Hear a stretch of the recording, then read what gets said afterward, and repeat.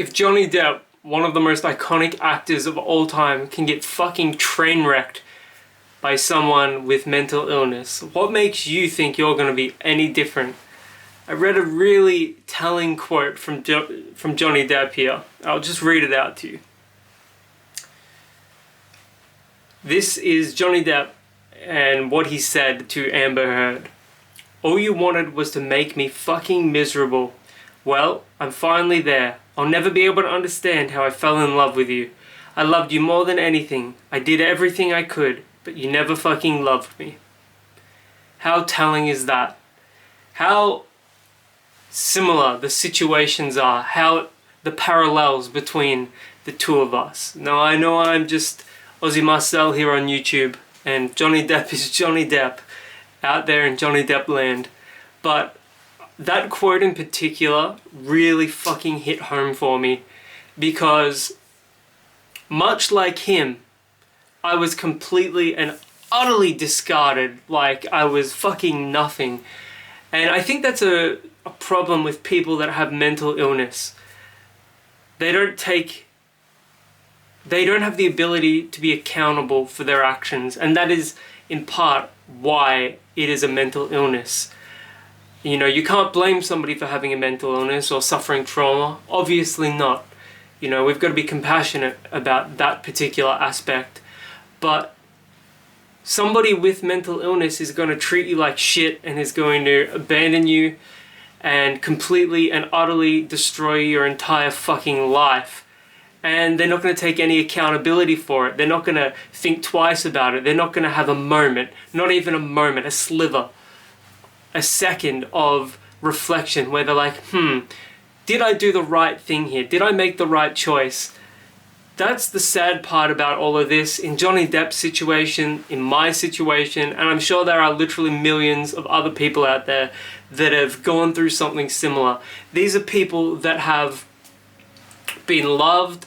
These are people that have loved themselves, you know, and then they've been completely and utterly fucking abandoned completely over nothing. Like, Johnny Depp, from everything you can see, was, although clearly quite a damaged individual, as most people are damaged to a degree, you can just see all the outpouring of love for him, and, you know, clearly he's done something right. Whereas the converse to that, the contrary to that, isn't true. Like, Amber Heard clearly had some problems of her own, and that's, you know, not to, you know, discount any of that, because, you know, we've all suffered traumas. But anyway, my point in all of this is that if this can happen to Johnny Depp, it can happen to you, it happened to me.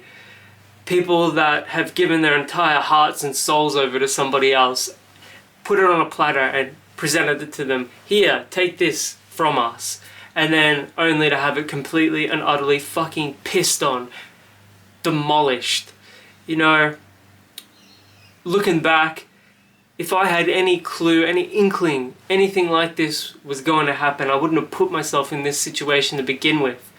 It's hard. It's hard to even talk about. Like, what do you do when somebody, you know, that you had a literal future with, like that was your future?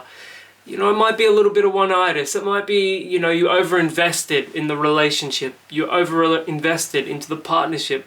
But that's not the point in all of this. The point in all of this is how easily and how callously people can take your heart and fucking piss on it and destroy it. That's the disturbing thing here.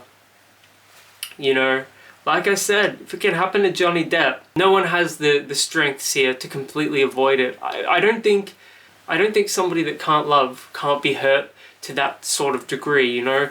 When you give all of yourself over to somebody, naturally you give them, by being vulnerable, the ability to hurt you in really unseen, terrible ways. And, you know, just like Johnny Depp was hurt in terrible ways, I have been hurt myself.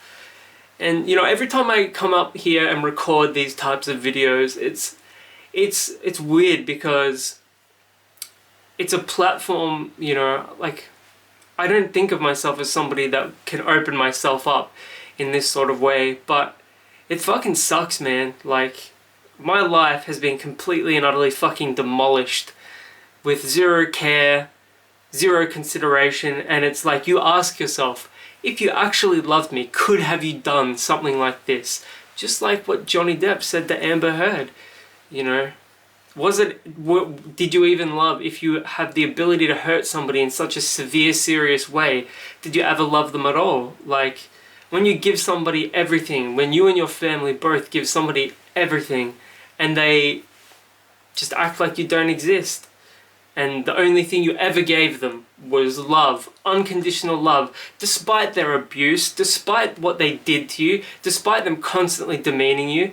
And like, I get it, like, I should have stood up for myself, and I didn't, but I just took it on the chin, because like, I'm a big guy, I can take it.